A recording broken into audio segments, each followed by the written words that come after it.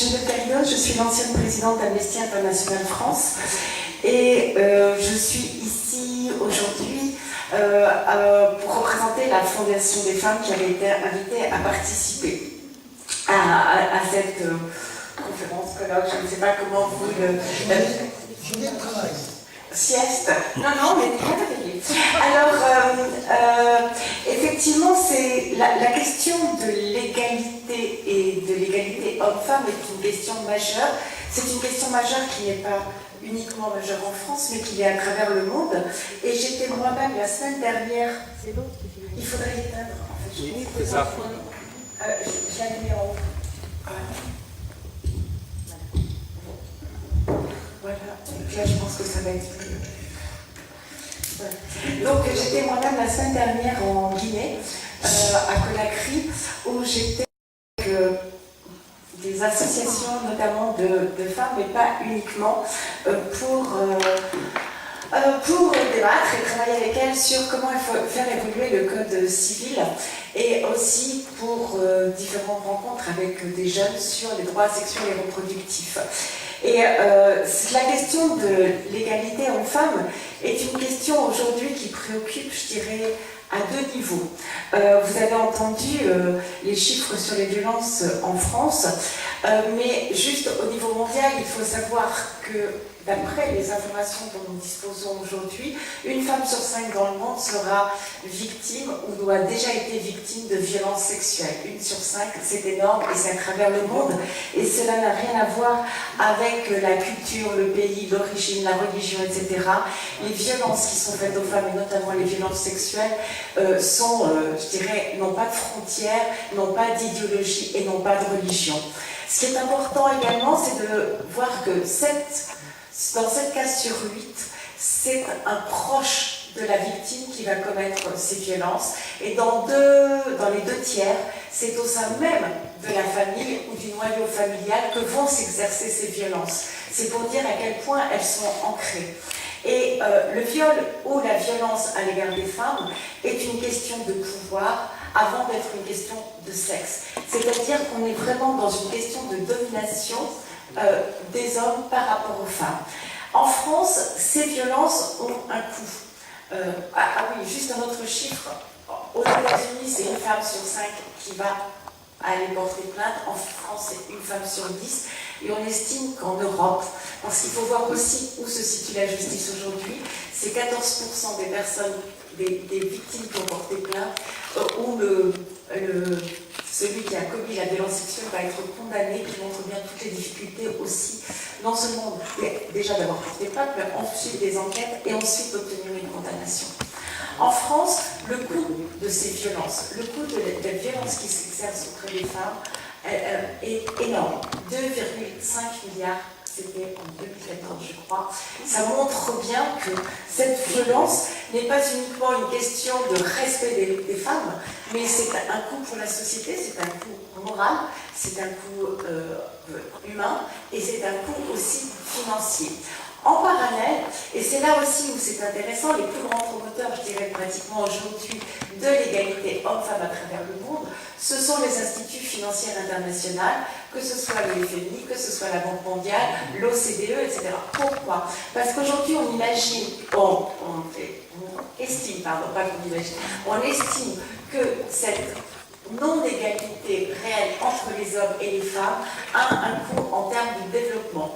Alors, pour vous donner un ordre de grandeur, les évaluations qui ont été faites justement par ces institutions financières est de dire que s'il y avait égalité réelle entre les hommes et les femmes au niveau mondial aujourd'hui, ce serait un gain de 28 000 milliards de dollars par an pour la planète.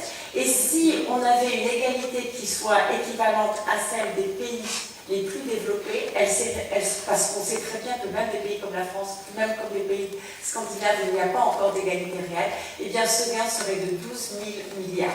Donc vous voyez l'intérêt qu'il y a derrière, ce serait une augmentation de 16% du PIB de l'Inde, 12% du PIB de l'Afrique subsaharienne, des zones qui sont vraiment en développement. Et un des pays où aujourd'hui ces théories s'appliquent, en tout cas, il y a une politique volontariste assez forte, et bien c'est par exemple au Japon, hein, où le rôle de la femme dans la société japonaise est quand même très loin de l'égalité, et qui pourrait faire gagner, là encore, plusieurs points de PIB, et c'est pour ça que, compte tenu de la crise économique que traverse le pays, il se penche sur cette question.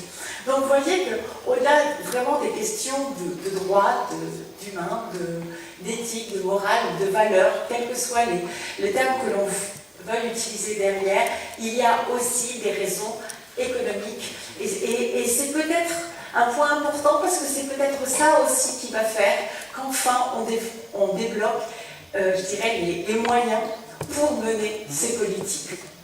Alors, en ce qui concerne la notion de droit, c'est vrai qu'on a un regard, nous, aujourd'hui, par rapport à la législation française, et c'est pour ça que j'ai réagi, mais il faut savoir que la législation française a fondamentalement évolué depuis les années 70-80, hein, parce que c'est toutes les lois qui ont fait que la femme puisse travailler sans l'accord de son mari, qu'elle puisse ouvrir un compte en banque sans l'accord, qu'elle puisse demander le divorce. Et finalement, on s'aperçoit que l'évolution du statut des femmes et l'évolution égalité homme-femme, au-delà de se faire à travers la loi, eh bien, elle se fait surtout par l'autonomisation des femmes.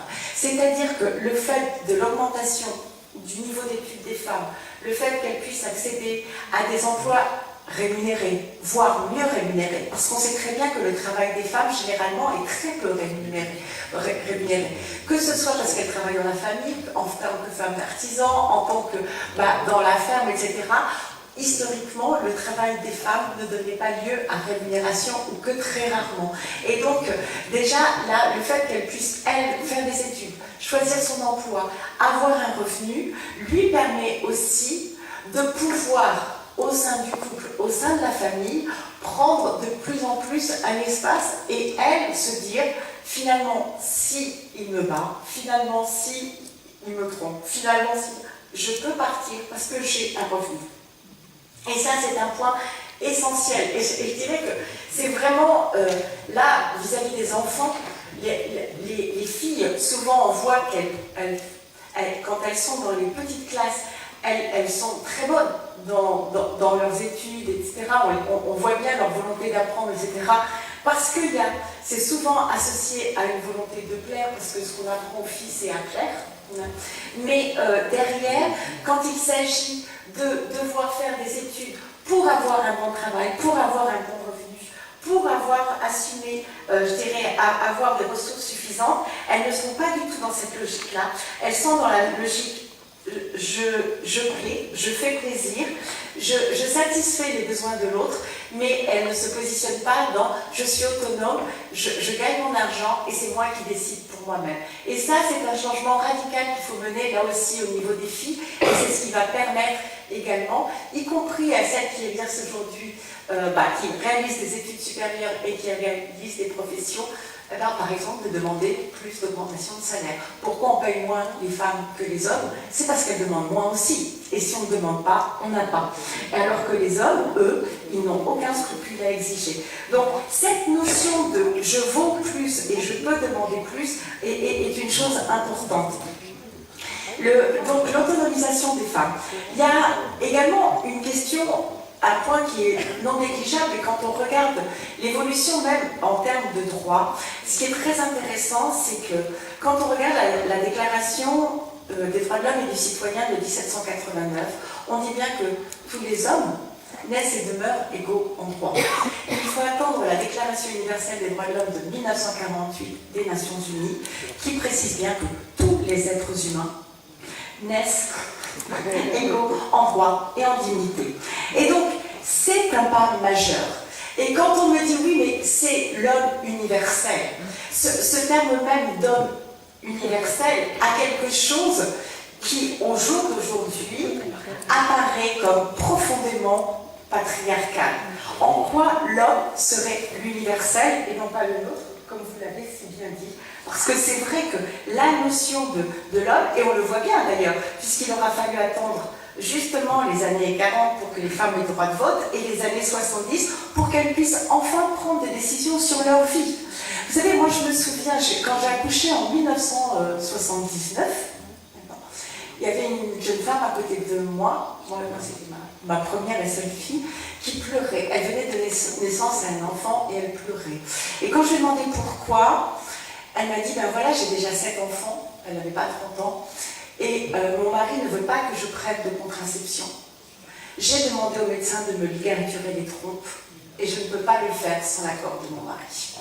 Et cette femme était en larmes, elle venait d'avoir encore un enfant, elle était en larmes parce qu'elle savait que dans les 10-12 mois, elle allait encore avoir un autre enfant. Donc vous voyez cette notion de l'égalité en droit, quand la femme ne peut pas disposer de son propre corps, est un problème. Et de fait, on arrive à l'autre aspect, c'est la question de sur quoi base-t-on finalement l'inégalité, parce que c'est ça, l'égalité aujourd'hui elle est pratiquement dans tous les textes, c'est quelque chose qui concrètement on le voit, hein. Il y a des programmes qui vont dans ce sens-là, il y a des campagnes, le ministère des droits des femmes vient de sortir encore une campagne contre le sexisme, donc on voit qu'il y a une volonté de promouvoir cette égalité, mais dans les faits, les stéréotypes qui fondent ces inégalités sont tellement ancrés dans la société c'est pas uniquement une question de loi, c'est une question de déconstruction des stéréotypes. Et là où je vous rejoins tout à fait, moi c'est sur la question de mais pourquoi sommes-nous différents de par le sexe? Là aussi, moi je me souviens, enfant, le sexe j'étais élevée, moi je grandis en Argentine, j'ai été élevée dans un contexte extrêmement religieux, chez les sœurs en pension, donc tout ce qu'il peut y avoir de plus strict dans les années 50 et 60. Et pour moi, il y avait une chose qui était extrêmement bizarre. Le sexe était quelque chose de totalement tabou, dont on ne pouvait pas parler, qu'on ne pouvait pas toucher, qu'on ne pouvait pas montrer. Par contre, après j'avais un formulaire officiel à remplir, la première chose qu'on me demandait c'était mon sexe. Et moi je me souviens que quand on a dû m'inscrire au collège, le fait même qu'on me demande mon sexe était pour moi presque une violence déjà, parce que cette chose qui était taboue, cette chose dont je ne pouvais pas parler, que je ne pouvais pas montrer, c'est ce que je devais pratiquement montrer pour dire qui j'étais. Et pourquoi suis-je différente de par le sexe? On oublie, et ça parce qu'on nous dit oui mais c'est normal parce qu'en fonction du sexe on va avoir des comportements différents. On oublie que c'était les mêmes arguments qu'on a utilisés concernant les blancs et les noirs. Que ces questions-là ont été les mêmes qu'on a opposées quand il était question que des noirs et des blancs se marient ensemble. C'est-à-dire qu'on voit bien qu'il y a toute une rhétorique qui est utilisée, tous des raisonnements qui sont utilisés et qui, à chaque fois, n'ont pour but que de justifier des hiérarchisations au sein des groupes humains. Et la question des stéréotypes est pour moi très intéressante parce que c'est vrai que quand on dit qu'on va lutter contre les stéréotypes, on pense généralement aux stéréotypes négatifs. Et en tout cas qui ont une valeur, qui pourrait être perçue comme une valeur négative par rapport aux femmes. On a tendance à oublier que d'une part, il y a des stéréotypes qui peuvent sembler positifs, mais qui entrent cette différence. Et je lisais hier un article tout à fait intéressant, c'est sur la notion les femmes sont multitâches et les hommes sont monotâches. Donc tout d'un coup, on reconnaît une qualité aux femmes. Elles sont parfaites pour organiser, elles peuvent prendre en charge la famille, leur travail, leur vie de couple, leurs copines, etc. C'est-à-dire qu'en plus, ça met un niveau d'exigence au niveau des femmes qui est absolument épouvantable. Mais, parce qu'il faut tout réussir parfaitement. Hein. Quand vous regardez les magazines féminins, ces femmes, ces super héroïnes des temps modernes, si vous ne l'êtes pas, je vous conseille d'aller chez votre médecin, demander des antidépresseurs, des anxiolytiques, etc. Parce que sinon, vous allez craquer. Okay. Donc, ça met une pression sur les femmes, et ça met une pression qui est positive, c'est-à-dire que c'est une valeur positive. Les femmes sont capables de faire ça, les hommes ne le sont pas. Mais ça veut dire en plus que finalement, sur cette différence, eh bien, Ça entérine le fait que les hommes ne peuvent pas s'occuper des enfants. Ils ne peuvent pas décider de ce qu'ils mettent dans les valises, ni même mettre la cafetière en marche, puisqu'ils ne sont pas multitâches. Donc on voit bien que, à travers ce qui pourrait sembler être positif, qui pourrait paraître comme un compliment vis-à-vis des femmes, ce que l'on fait, c'est finalement acter et pour prolonger un système qui justifie que la séparation des rôles. Mais il y a un autre phénomène qui est tout à fait aussi grave, c'est qu'on oublie souvent qu'en attribuant des qualités aux femmes, d'accord, eh bien ça veut dire que les hommes ne l'ont pas. En tout cas, c'est différent. Et une petite fille, puisqu'on parle depuis la maternelle, une petite fille, elle doit être gentille. Elle ne doit pas être agressive. Elle doit sourire. Elle doit faire... si elle est triste, elle peut pleurer. Elle peut avoir des sentiments. On sait très bien que pour les petites filles, c'est tout ce qui est du domaine de l'intime, du domaine de la générosité, vous en avez parlé. Et les petits garçons, eux, ça va être du domaine de la force. Enfin, je ne vais pas dire de l'agressivité, parce que ce n'est pas que mais la combativité. Ça va être le courage. Il faut qu'ils soient bricoleurs. Or, est-ce que vous vous imaginez pour un homme qui est sensible et qui n'a jamais le droit de pleurer, qui n'est absolument pas bricoleur, et tout le monde attend qu'il soit bricoleur, qui ne sait pas comment changer un pneu, ça existe, d'accord, mais il n'a pas le droit de le dire. Et ce qu'on oublie, c'est que ces stéréotypes qui vont en avoir un impact sur les femmes ont aussi un impact sur les hommes. Et cet impact, bien sûr, c'est ce qui contribue à construire justement toutes ces identités, et ce qui font que les petits garçons, moi j'ai observé des petits garçons qui devenaient violents, parce que justement ils ne correspondaient pas à ça et ils ne pouvaient pas être eux-mêmes. C'est-à-dire que dans le système dans lequel nous sommes aujourd'hui, ce ne sont pas simplement les petites filles qui ne peuvent pas être elles-mêmes, mais c'est aussi les garçons qui ne peuvent pas être eux-mêmes. Et je suis frappée quand je regarde jouer les garçons, combien ils sont obligés de devoir jouer au foot ou ce genre de choses, alors qu'ils préféraient peut-être aller jouer à la marelle avec les filles. Et je vois des petits garçons qui sont tout chétifs et qui essayent désespérément de jouer avec les autres et qui n'y arrivent pas. Et ça c'est la souffrance des deux côtés. Et je pense que ça, c'est un aspect qu'il ne faut pas négliger. Ce n'est pas uniquement les filles d'un côté qui ont, je dirais, qui sont prises au piège, mais les garçons aussi sont pris au piège. Et ce piège va s'accroître à partir du moment aussi où va se construire l'identité de genre et l'orientation sexuelle. Parce que il faut, pour les enfants, on le sait, appartenir à un groupe, c'est être comme les personnes du groupe. Il faut pouvoir s'identifier. Et quand on commence à découvrir que son orientation sexuelle, son identité de genre, effectivement, on a envie de porter une robe, on a envie de mettre des talons, hein, tout ce que vous disiez avec, vous avez décrit, et que finalement on aime bien les garçons, que c'est pas vraiment les filles qu'on a envie d'embrasser, eh bien on n'est pas un homme.